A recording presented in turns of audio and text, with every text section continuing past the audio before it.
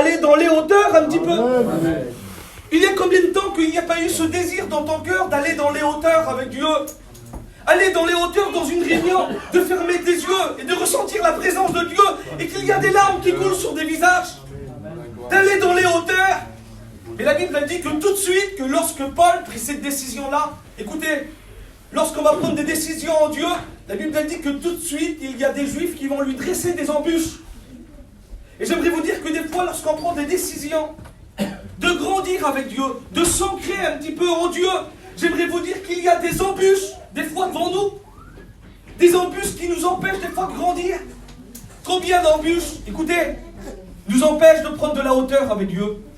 Combien de problèmes, combien d'épreuves, combien de difficultés, que ce soit la maladie, la séparation, combien d'épreuves que l'ennemi, des bâtons dans les roues qui nous met.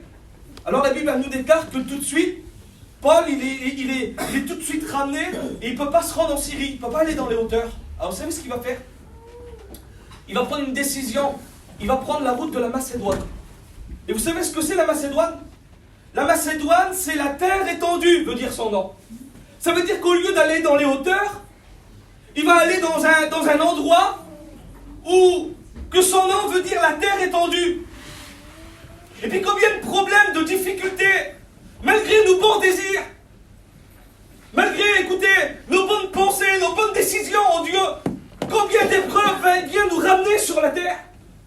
Et puis la Bible a dit, écoutez bien, que lorsqu'on est ramené sur la terre et le monde voudraient nous faire voir des choses. Et c'est comme ça que l'ennemi il prend ton temps. C'est comme ça que l'ennemi il prend mon temps. Écoutez, la terre voudrait nous faire voir de belles choses. La Bible a dit qu'il prend la route de la Macédoine et il se dirige dans une ville. Écoutez bien, cette ville-là, elle s'appelle Troas. Et Troas, écoutez, c'est quelque chose de merveilleux. C'est une ville maritime, presque Nice, avec des beaux palmiers. C'est une ville, écoutez bien, où qu'il y a des belles choses. C'est une ville aussi où il y a un port, qu'il y a le business. Eh bien, j'aimerais vous dire que voilà comment l'ennemi s'y prend avec nous pour faire perdre notre temps. Il y a des fois des désirs qui viennent s'installer dans nos cœurs, qui ne sont pas les bons en réalité. L'ennemi voudrait nous faire perdre notre temps dans de beaux endroits, pour nous divertir. L'ennemi voudrait nous faire perdre du temps, écoutez bien. Par rapport à ça, peut-être pour certains. Mais écoutez, on n'a pas le temps avec ça. Est-ce qu'on a le temps, chrétien? La Bible dit que la nuit, elle est avancée et le jour approche. Amen. Dépouillons-nous donc des œuvres là, des œuvres des ténèbres. Écoutez, arrêtons avec ce que l'ennemi voudrait nous faire voir. Parce que le monde voudrait nous faire voir de belles choses pour nous faire perdre notre temps. Écoutez, je vous explique une petite expérience. Dans l'hiver, j'ai reçu un petit mot pour le Seigneur, pour les jeunes, pour la jeunesse. Et puis j'étais attiré après quelque chose. Il y a une nouvelle application maintenant que vous connaissez tous, pour les jeunes. Et cette application-là s'appelle TikTok. Vous connaissez, on retrouve un petit peu cette application dans toutes les applications, dans YouTube, on voit les vidéos qui défilent là. C'est ça, ça consiste à ça, cette application-là. Et puis il y a une petite jeune qui est venue vers nous et qui a dit, écoute-moi, j'arrive plus à prendre du temps pour Dieu. Elle dit, tu sais combien de temps je passe là avec les vidéos qui défilent là, illimitées là? Il dit, je peux passer 8 heures d'affilée. C'est pas possible. Comment 8 heures d'affilée? Ah ben chez moi 8 heures des fois là, et puis je commence à guetter. Et puis 8h30, 9h, 10h, 11h du soir, minuit, 1h du matin, 2h du matin, 2h30. Elle dit, je repose le téléphone, je dors, et le matin quand je me réveille, je reprends le téléphone, et puis je regarde des vidéos. Et j'ai regardé, j'étais poussé à regarder ce que ça voulait dire TikTok. Eh bien ça a été pris d'une expression anglaise qui veut dire chaque seconde compte. Eh bien j'aimerais te le rappeler, chrétien, que pour l'ennemi de ton âme, chaque seconde compte de ta vie. Chaque minute compte de ta vie. Chaque jour compte, chaque mois compte, chaque année compte. Parce que ce qu'il veut, lui, c'est de tiens, écoute-moi, loin de Dieu, endormi pour certains. Ne plus être dans la volonté de Dieu. Ne plus être dans les plans de Dieu. Et il voudrait nous faire perdre notre temps avec de belles choses pour nous divertir. Mais écoutez bien, nous ne laissons pas nous divertir par le monde. Amen. Laissons-nous plutôt gagner par Dieu. Amen. Dieu aimerait nous réveiller ce soir. Et nous dire à chacun d'entre nous, écoute-moi, c'est bientôt l'heure. Tu n'as plus de temps à perdre. Alors la Bible a dit ceci, écoute-moi bien. La Bible a dit ça. Elle dit qu'il arrive dans la ville, Paul. Et puis Paul, quand il arrive à Troas, il en avait déjà fait l'expérience dans le livre des Actes au chapitre 16, quelques chapitres plus bas. Il dit ceci, lorsque nous descendirent, il dit à Troas. Parce que pour aller à Troas, il fallait descendre. Et j'aimerais vous dire qu'un chrétien, une chrétienne qui descend, c'est pas bon. Un enfant de Dieu qui descend, c'est pas bon. Parce que lorsqu'on va descendre, on va perdre des chances. L'ennemi, écoute-moi, il voudrait nous dépouiller de ce qu'on a reçu en Dieu. Il voudrait nous faire du mal. Écoutez-moi bien, il y a des choses qui lui ont échappé dans les mains de Paul pourtant. Et il va le rappeler à l'église de Corinthe. Il va dire, écoutez, lorsque je suis arrivé à Troas, que je suis descendu à Troas, il dit quoi que le Seigneur m'avait utilisé, m'avait ouvert des portes pour l'évangile. Mais quand je suis descendu, je ne fus point trouvé de repos d'esprit. Mais pourquoi, Paul? Parce que j'ai perdu mon frère Tite. C'est pas possible. Oui, j'aimerais vous dire que lorsqu'on descend, il y a des frères qu'on est proches, qu'on les perd.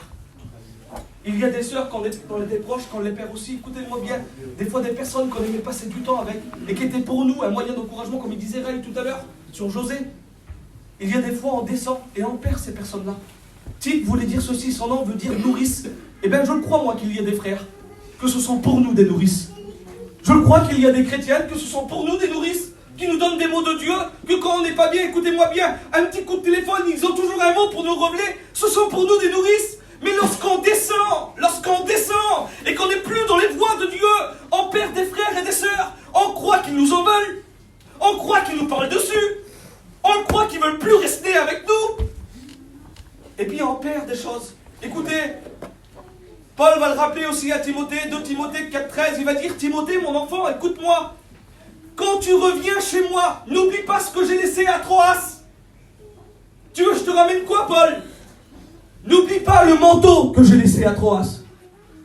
Est-ce qu'il y aurait des chrétiens ce soir qui auraient laissé leur manteau? Peut-être pour certains le manteau du salut, mais peut-être pour d'autres, écoutez, le manteau c'était le symbole de la puissance dans la parole de Dieu. Et la puissance dans la parole de Dieu, c'est l'image de l'Esprit.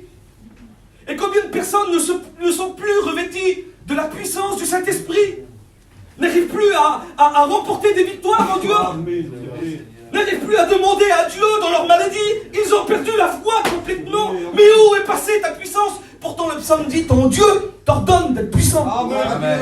Amen. Mais où est passée ta puissance? Tu n'aurais pas laissé ton manteau à Troas? La Bible a dit ceci, Timothée, j'ai encore oublié des choses m'ont échappé. De quoi, Paul? Écoute-moi, mon Timothée, surtout, il va dire, n'oublie pas les parchemins. Amen. Sois béni, Seigneur, Amen. Et puis je disais ça vers moi ce matin. Seigneur, des fois, combien de fois on oublie notre parchemin? Écoutez, la parole de Dieu pour nous, elle a un parchemin. Et puis je me rappelais ça tout à l'heure avec ma femme chez moi ce matin. Je disais combien de fois, quand on est dans des impasses, et puis qu'on ne voit plus de solution autour de nous, qu'on ne voit plus de chemin, et puis qu'on se met chez nous là, Seigneur, on ne comprend plus grand chose, et puis qu'on prend la parole de Dieu, Seigneur, il faut que tu me parles, Seigneur. Alléluia. Il faut que tu me parles, Seigneur. J'ai pas besoin d'écouter des prédications sur internet des messieurs. J'ai la parole de Dieu chez moi. J'ai la bouche de Dieu qui me parle. Amen. Seigneur, il faut que tu me parles. Et quand on roule la parole de Dieu, Dieu nous donne un mot d'encouragement. Et on est révélé. Mais est-ce que tu le fais toujours? Tu n'aurais pas oublié ton parchemin à Troas? Écoute-moi, Dieu ce matin, ce soir-là, il t'appelle. Allez récupérer ce que tu as perdu. Amen. Récupérer tes parchemins, ta Bible, là, la parole de Dieu. Il voudrait que tu t'en sers plus. Quoi elle sert dans un placard?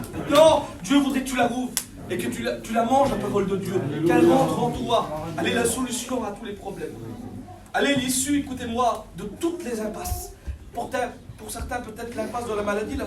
Écoute-moi, tu rouvres la parole de Dieu, Dieu te parle. Amen. Pour certains, l'impasse du découragement, tes enfants sont partis de la maison de Dieu, tu rouvres la parole de Dieu. Alléluia, Amen. Que c'est bon, la parole de Dieu. Amen. Écoutez, on va un peu plus loin dans le message. Amen. La Bible elle dit ceci. Donc Paul avait bien compris qu'il avait des choses qui lui ont échappé de ses mains. Mais il va comprendre que même s'il y a des choses qui le ramènent sur la terre, parce que écoutez, on n'est pas des illuminés, on sait très bien que des fois le monde c'est fatigant. Des fois c'est vrai notre marche est difficile, c'est dur, on est fatigué des fois, on a besoin. Mais il a compris que Paul, même s'il y a des embûches, des épreuves, il peut vivre une vie très haute avec Dieu. Et j'aimerais te dire, écoute-moi, chrétien, ne te sens pas diminué, c'est le diable qui essaye de te diminuer. Dieu voudrait t'élever ce soir. Il voudrait que tu prennes de la hauteur, que tu grandisses avec lui. Ce n'est pas normal, écoutez, qu'un chrétien ne grandit pas en Dieu. Ce n'est pas normal, écoutez, qu'un chrétien ne prend pas de la maturité en Dieu, ne s'enracine pas en Dieu. Dieu nous appelle à prendre de la hauteur. Et Paul l'a compris, écoutez-moi bien. La Bible elle dit qu'ils sont là tout d'un coup, et bientôt, nous dit la Bible, que c'était le premier jour de la semaine qu'elle est arrivée. Et le premier jour de la semaine, pour le chrétien, c'est le culte. C'est là où on célèbre la mort et la résurrection du Seigneur, le pain et le vin. Écoutez bien. Et Paul le sait très bien, que quand même pour célébrer la mort et la résurrection, il faut quand même prendre un peu d'auteur. Écoutez, la Bible elle dit ceci, c'est Jésus qui le dit à ses disciples. Le premier jour de la semaine, elle est arrivée, et Jésus va dire ça dans l'évangile de Marc, au chapitre 14. Il va dire ceci, allez, dit dans la ville à ses disciples, parce que bientôt, là, il faut célébrer le pain et le vin, et on est quel jour? Vendredi aujourd'hui, hein? Bientôt, c'est le premier jour de la semaine, les frères. C'est le culte, là, bientôt. Ah ben, il va dire, écoutez, allez dans la ville, vous allez voir un homme avec une cruche d'eau, suivez-le, il va vous montrer une grande chambre, et on va la célébrer là. Ça veut dire que Dieu nous appelle à prendre de la hauteur pour célébrer. Trop de personnes vivent trop bas en Dieu. Écoutez, des fois on rentre dans l'église le matin, là, le dimanche matin, et on est chargé, et on est fatigué, et on est très bas. Écoutez bien. La Bible dit ceci dans l'évangile de Jean, chapitre 20, et au verset 19. La Bible a dit que c'était le premier jour de la semaine. Les disciples étaient réunis dans un lieu, et il dit, pas une chambre haute, hein, mais un lieu. Et il dit que la porte du lieu où il était fermée, à cause de la crainte qu'ils avaient dans leur cœur. Et combien de personnes viennent célébrer le dimanche matin, le premier jour de la semaine, et que la porte de leur cœur, elle est fermée, à cause qu'il y a des soucis, à cause qu'il y a des épreuves, à cause qu'il y a de la crainte, la porte, elle est fermée. Quand on chante des cantiques, on ne ressent plus la présence de Dieu. Quand on vient à la réunion écouter la parole de Dieu, on ne comprend plus grand-chose. Quand il y a quelqu'un qui donne une prophétie, ça ne fait plus grand-chose. Écoute-moi, il faudrait que tu rouvres la porte de ton lieu. Vous savez ce que Jésus va faire? Même si la porte de lieu où qu'ils était fermée, Jésus va passer à travers les murs. La Bible a dit ceci. Et elle va leur dire, écoutez, il va se présenter comme ça le Seigneur. Écoutez, il va dire que la paix soit avec vous. Et Dieu aimerait te dire, si tu as ton cœur qui est rempli de crainte ce soir, malgré tes épreuves, tes embûches et tes difficultés, Jésus aimerait te dire que la paix soit avec toi. Amen. Et puis il va faire ça, et regardez, il va faire, regardez mes mains. Regardez de mon côté. Écoutez, il va dire, c'est moi qui ai payé pour vous.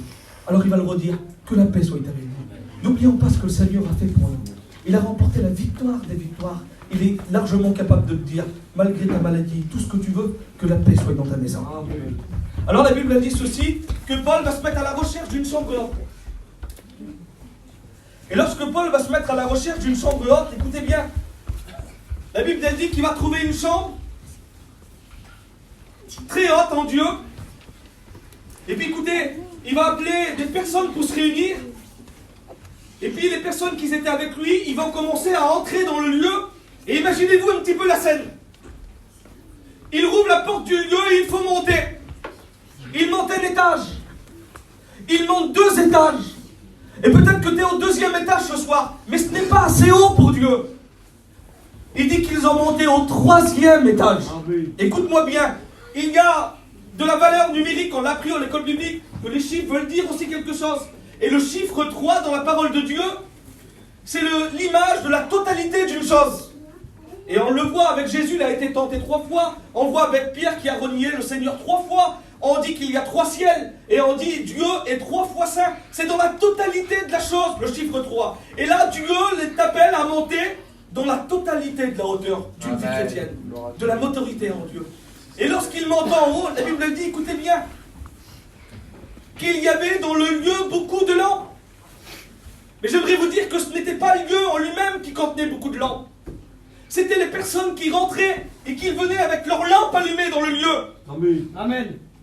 Écoutez bien, ils venaient avec leurs lampes allumées dans le lieu. J'aimerais vous dire qu'un chrétien, il faut que sa lampe soit allumée. Amen. La lampe dans la parole de Dieu, c'est le symbole du cœur.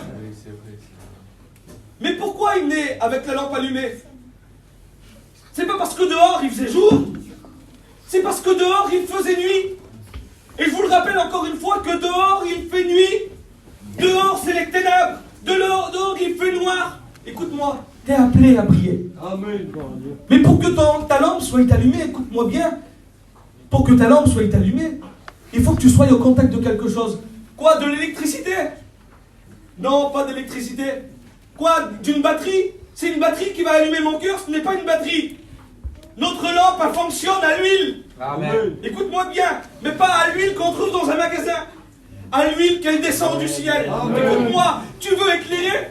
Eh bien ce soir, tu as besoin d'être arrosé par l'huile fraîche du Seigneur, qui vienne faire rentrer dans ta vie l'onction du Seigneur et qui ranime des choses en toi. Tu veux te tenir réveillé, ne pas dormir? Il faut que ta lampe brûle. Tu veux éclairer autour de toi? Il faut que tu sois au contact de ces choses-là, au contact de l'Esprit. Mais la Bible nous déclare que, écoutez, pendant le discours de Paul, et puis je ne veux plus être là. Pendant le discours de Paul, la Bible a dit qu'il y a une petite personne qui est ici. Elle s'appelle Eutychus. Son nom veut dire heureux, veut dire fortuné. Écoutez, il est dans la chambre, lui. Il est avec tout le monde. Il est avec le grand apôtre Paul. Je crois que s'il serait parmi nous, on dirait que ça serait l'ancien par excellence, l'apôtre Paul. Eh bien, il est avec lui. Il est aussi avec les disciples du Seigneur. Écoutez bien. Mais ce petit garçon-là, il va adapter une position qui n'était pas la bonne. Et faisons attention, chrétiens, dans les temps que nous vivons, ne pas adapter des positions qui ne sont pas les bonnes. Parce que des fois, on adapte des positions dans l'église. On vient toujours prendre le pain et le vin. On vient toujours aux réunions, mais nos pensées ne sont plus les bonnes. On vient toujours aux réunions, mais il y a des mauvais désirs dans nos cœurs. On adapte des positions qui ne sont pas les bonnes. Vous savez ce qu'on fait? On fait comme Eutychus. On est dans l'église, mais on est assis sur la fenêtre. Écoute-moi bien. La Bible, elle dit ceci. Comment faire pour perdre notre temps? Écoutez, je réalisais ça tout à l'heure. Quand on dort le soir, vous avez vu comment que le temps il passe vite? On ne voit pas le temps défiler, on ne voit pas le temps passer. On se met chez nous, écoutez, des fois il est 10h, 11h, minuit pour certains, et on ferme les yeux et on dort. Et quand on dort, on se réveille des fois les 9h, 10h du matin, et on n'a pas vu passer l'heure. Mais voilà comment que le diable voudrait nous faire tienne endormis. Pour pas que tu vois l'heure passer, pour pas que tu vois le temps passer. Et la Bible elle dit, écoutez bien, je regardais ça, c'est spécial, je vais vous le dire ça en 5 minutes, et puis on va prier le Seigneur. Vous êtes bien ce soir? Amen. Il y a des stades dans le sommeil. Il y a des stades dans l'endormissement. Si j'avais pu être là, écoutez, si on l'aurait vu à Eutychus là, commencer à somnoler, à fatiguer, on lui aurait dit, écoute-moi, fais attention Eutychus, t'es au bord de la fenêtre, tu vas tomber. Chrétien, je vous encourage. Quand vous voyez quelqu'un qui a adapté une mauvaise position, de lui dire, écoute-moi, fais attention, tu vas tomber, tu vas t'endormir. Ça ne va pas la position que tu es en train d'adapter. Il faut que tu te mettes assis plutôt dans l'église. Écoutez bien. La Bible elle dit qu'il va faire ci. Écoutez, dans le sommeil, il y a 3 stades dans le sommeil. Il va commencer à rentrer dans le stade 1 du sommeil. Et vous savez, c'est quoi le stade 1 du sommeil? Écoutez, on l'a tous vécu. Le stade 1, c'est on ferme nos yeux là. Vous avez vu, des fois on est fatigué et on ferme nos yeux. Mais on écoute tout ce qui se passe autour. On écoute tout ce qui se passe autour. Écoutez bien, notre cerveau est capable d'assimiler un petit peu les choses qui autour de nous. C'est le premier sommeil. Il ne fait pas peur, le premier sommeil. C'est juste nos yeux fermés. Eh bien, il y a peut-être des chrétiens qui n'ont plus la vision à cause qu'ils sont dans le premier sommeil. Eh bien, ce soir, Dieu n'aimerait pas que tu enclenches dans le deuxième sommeil, mais aimerait véritablement que tu te réveilles tout de suite. Amen. Et que tu ne vas pas plus loin dans ton sommeil. La Bible elle dit ceci, écoutez bien, qu'au bout d'un moment, le temps passe. Et il va rentrer dans le sommeil stade 2. Et le sommeil stade 2, vous savez ce que c'est? C'est nos yeux sont fermés et notre esprit commence à s'éteindre tout doucement et on n'est plus capable d'assimiler les choses qui autour de nous. On écoute vraiment très très peu. Et des chrétiens qui sont endormis, qui écoutent très peu, c'est pas bon pour eux. Ils prennent une mauvaise direction jusqu'à temps qu'on rentre dans le sommeil, écoutez, profond. Et le sommeil profond, c'est le sommeil stade 3. Et le sommeil stade 3, écoutez, notre corps entier est dans le subconscient. On n'est plus capable de faire quoi que ce soit. Si quelqu'un t'attaque, tu n'es plus capable de te défendre. Si l'ennemi vient chez toi dans ta maison, tu n'es plus capable de te défendre. Si l'ennemi vient attaquer tes enfants, tu n'es plus capable de prier parce que tu es dans le sommeil stade 3. Écoutez bien. Vous savez ce que ça veut dire le mot sommeil? Le mot s'endormir? Écoutez ce que ça veut dire le mot s'endormir. Regardez ce que ça veut dire. Ça veut dire porter, dégringoler d'une fenêtre vers le bas. Écoutez ce que ça veut dire. Être entraîné vers le sol, emmené. Et la Bible elle dit que Eutychus va rentrer dans le sommeil, dans un sommeil profond. Et la Bible elle dit qu'il va tomber. Mais il va tomber dans la totalité. Il ne va pas tomber du 3e au 2e étage. Il va tomber du 3e étage à 0, en bas, au sol. Écoutez, imaginez-vous un petit peu la scène. La panique dans la salle, lorsque quelqu'un tombe. La Bible elle dit, écoutez, qu'il descend, et lorsqu'il descend, il y a beaucoup d'agitation. Et Paul va dire quelque chose, ne vous troublez pas. Amen. Ne vous troublez pas. Et j'aimerais te le dire, il y a peut-être des proches de chez toi. Levez la main celui qui a des rétrogrades chez lui. C'est qui a des rétrogrades? Il y a des rétrogrades chez nous dans nos maisons. Et bien des fois on s'agite. Des fois on est troublé. Et bien Dieu aimerait te dire, écoute-moi, ne te trouble pas. Pourquoi? Parce que son âme, elle est encore en lui. Et j'aimerais vous dire que lorsque l'âme est encore en nous, Dieu peut faire quelque chose encore. Amen. Écoutez bien, la Bible a dit que Paul étant descendu, et j'aimerais vous dire que ce soir, ce n'est pas Paul qui est descendu. Ce soir, c'est notre Seigneur Jésus-Christ qui est descendu. Alléluia. Et qu'il est descendu parmi nous. Mais pourquoi? Pour toi qui es tombé du 3e étage. Pour toi, écoute-moi, qui est en train de dégringoler. Écoutez bien, la Bible dit qu'ils le reprirent dans ses bras. Et quand ils le prirent dans ses bras, écoutez, il va le ramener dans le 3e étage. Ça veut dire que lorsque Dieu, il est capable, lui, de te redonner la vie, mais plus que ça, il est capable de te ramener à l'endroit où tu as tout perdu. Écoute-moi, tu étais bien en Dieu, tu avais une bonne place dans l'église, tu travaillais, tu avais de l'activité pour le Seigneur et tout d'un coup tu as dégringolé, tu t'es endormi. Dieu voudrait te ramener à la place. Amen. Alléluia. Parce que lorsque Dieu fait quelque chose, il ne le fait pas à moitié. Il ne te ramène pas au premier étage, il te ramène dans la totalité. Dans la totalité. Il est capable de te redonner le vêtement blanc, il est capable de te redonner l'anneau, il est capable de te redonner les chaussures du zèle que tu as perdu. Parce que Dieu fait les choses comme il faut. On dit Amen les chrétiens. Et puis j'aimerais finir avec ça, on va prier le Seigneur. Dieu aimerait te réveiller ce soir. Dieu aimerait te réveiller ce soir. Écoute-moi, chrétien, chrétienne, Dieu aimerait te réveiller. Dieu aimerait faire couler son huile dans ta lampe ce soir. Écoutez, je vous ai dit, le mot s'endormir, c'est aussi le mot emmener. Mais où que le sommeil veut nous emmener? Eh bien écoutez, on voit dans l'évangile de Luc au chapitre 7 et au verset 11, on voit une femme qui pleure. Elle est en train de marcher. Écoutez, vous savez ce qui se passe? Elle est en train d'emmener son fils en terre. Le monde est en train d'emmener son fils en terre. Chrétiens, chrétiennes, j'aimerais vous réveiller ce soir. Le monde est en train d'emmener la jeunesse en terre. Écoutez, ceux qui sont loin de Dieu, ceux qui ne sont pas dans la maison de Dieu, les mondes est en train de les porter et de les emmener en terre. Parce qu'aux yeux de Dieu, ils sont morts. Ils ont besoin de résurrection spirituelle. Ils ont besoin que Dieu leur transmette la vie qu'ils ont besoin. Écoute-moi bien.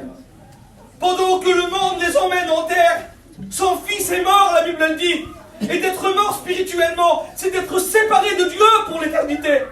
Écoutez bien, mais lorsque Jésus croise celui qui emmène en terre, vous savez ce qui se passe? Il va dire, écoute-moi, femme, ne pleure plus. La Bible elle dit qu'il va toucher, écoutez, et il va dire, jeune homme, lève-toi. Et la Bible elle dit que la vie va re-rentrer en lui. Je ne sais pas s'il y a une personne ce soir qui a perdu la vie en Dieu là, mais Dieu aimerait te toucher. Et aimerait te ressusciter spirituellement. Te redonner la vie spirituellement, la vie que tu as perdue en Dieu. Écoute-moi, ne va pas passer l'éternité loin de Dieu. Dieu voudrait que tu passes l'éternité avec lui. L'éternité, dans la joie, dans la paix. Il y a Dieu qui peut faire ça. On ne peut pas faire, nous, écoutez. Vous voulez qu'on comble les francs, puis le Seigneur? La Bible dit ceci. Écoutez, lorsqu'on voulait reveler le jeune homme, il dit qu'il était mort. Il y a des fois, les frères, où quand on veut reveler, nous, des personnes, on voudrait les reveler, nous. On les appelle pour faire une réunion, on les appelle pour une tournée d'église, on les appelle pour un séminaire, pour Israël, on voudrait les reveler. Mais il est mort, il a besoin d'une intervention divine. Amen. Il a besoin d'une intervention de Dieu.